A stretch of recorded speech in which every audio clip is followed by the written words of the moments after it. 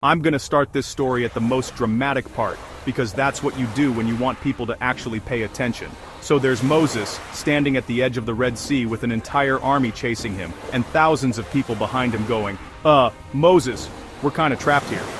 But before we get to whether they all become fish food or not, let me rewind because this guy's origin story is actually insane. Like his mom literally put him in a basket and floated him down a river because the Pharaoh was like, yeah, let's just get rid of all the baby boys, which is super messed up. And somehow, Pharaoh's own daughter finds the basket and goes, I'm keeping this one.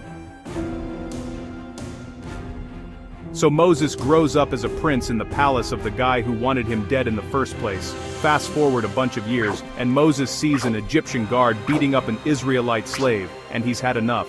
He ends up killing the guard, which, yeah, not great. So he runs away to live in the desert for like 40 years, just vibing with sheep and stuff.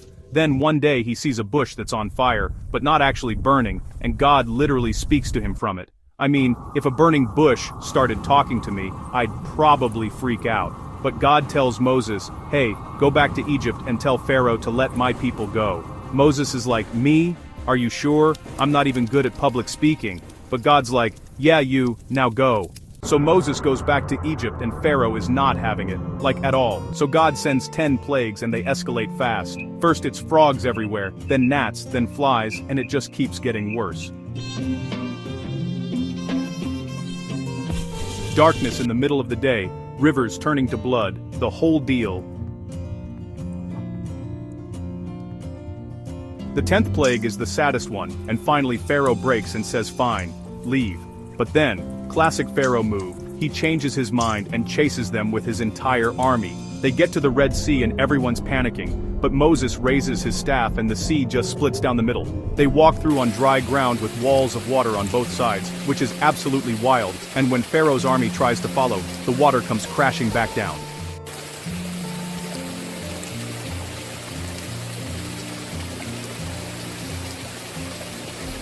After all that chaos, they end up at Mount Sinai where God gives Moses the 10 Commandments, which are basically just rules for not being terrible to each other and respecting God.